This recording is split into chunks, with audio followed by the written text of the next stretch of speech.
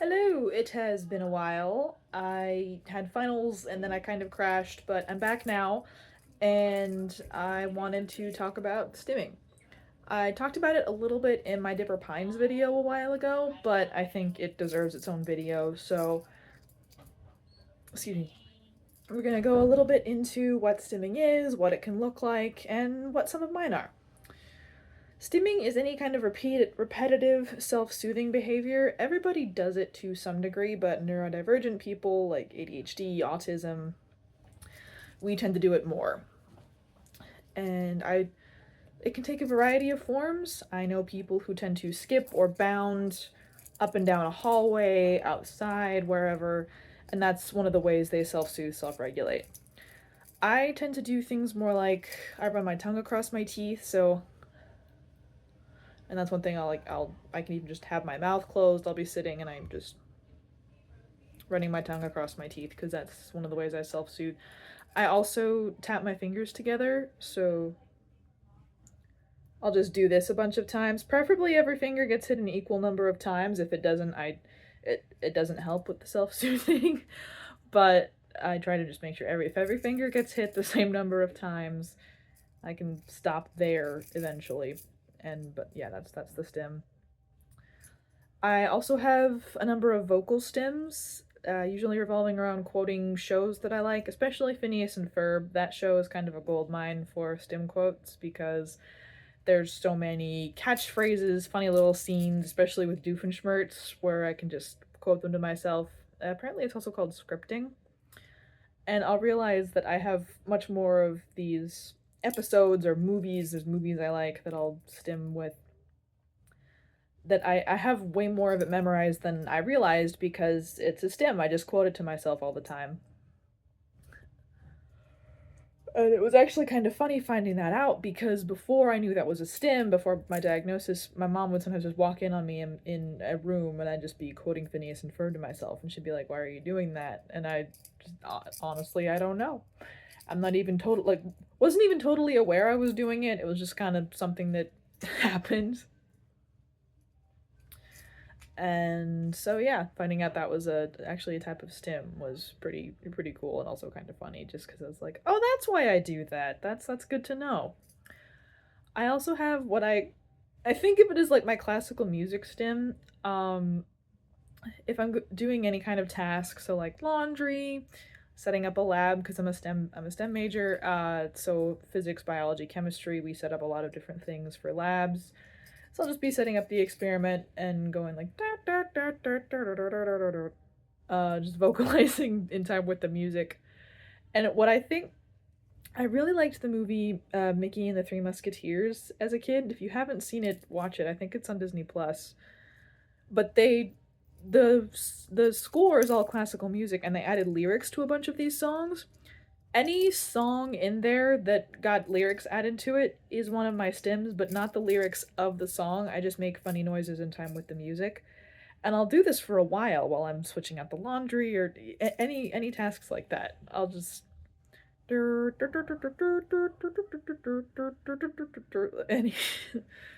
it'll go on for a while. But that's one of my vocal stims as well. I also one stim that I've been trying to break the habit of doing just because it's not that good to do. I have a tendency to like pick at scabs or at my nails, and that's just not a healthy thing to be doing. Um, that's been a stim for ages, but recently, uh, I was seeing these online, and then my therapist had one in her office.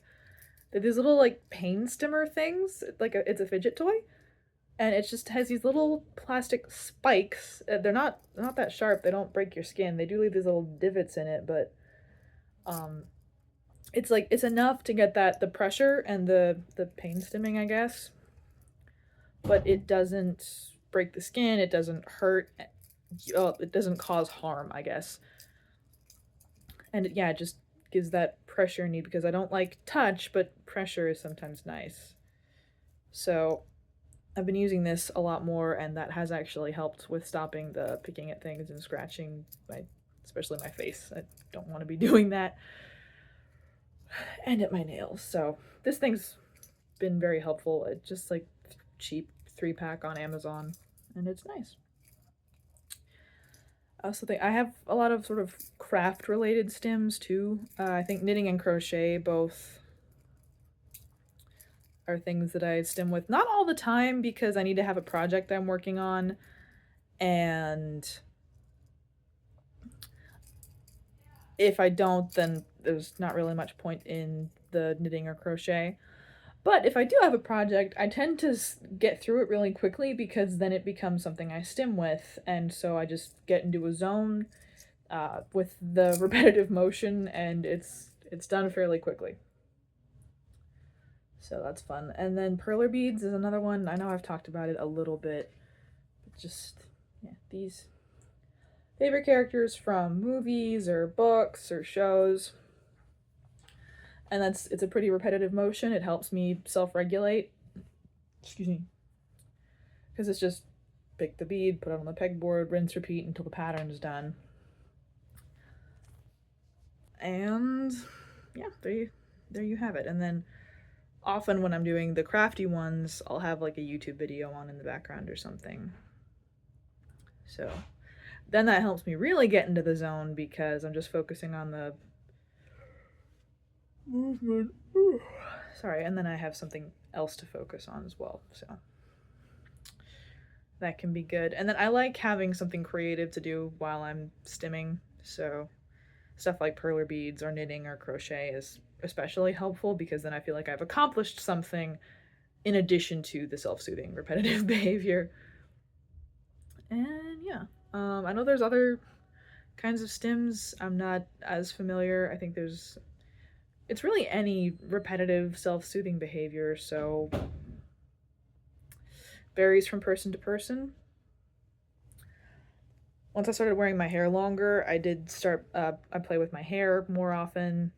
I did a Padawan braid for Star Wars Day, and I just had that in my hand pretty much the whole day. I was like, I guess this is nice to just squeeze that. Or in the paperwork for my diagnosis, one of the things the psychologist noted was that I played with my necklace a lot, which since then I noticed, like, yeah, I do that a lot. I guess I like wearing necklaces every day. I have different ones that I like to theme with whatever graphic t-shirt I have on, because I have a lot of science t-shirts or t-shirts with stuff from shows that I like or movies, so I'll theme whatever jewelry I'm wearing around it. I'm wearing a science one today, so I have my little space shuttle necklace. And I also like to theme the perler bead characters I have in my pocket around this, so two of my favorite created in a lab, and then things didn't go so well. The Winter Soldier and then Frankenstein's creature. That's a fairly recent hyperfixation, but yeah, Frankenstein has taken up residence in the part of my brain allotted to hyperfixations, and it's not going away. Very good. Probably gonna do a video about that one at some point too. But that about wraps it up for stimming. I don't actually know how to segue into a completion, so I guess I'm gonna try and post more over the summer. Wanted to do a video about eye contact at some point because it's just even just looking at a camera to record these, I'm sure it's probably really distracting. I know my eyes are moving around. I'm trying as hard as I can to just look at the camera, but I have similar problems with looking at the camera to making eye contact, so I'm just gonna do a whole video about that at some point because that's another thing that I'd like to address. And it's interesting the way it ties into sort of my diagnosis journey story. So, all right. Hopefully it won't be a month before I post again. And thanks for watching.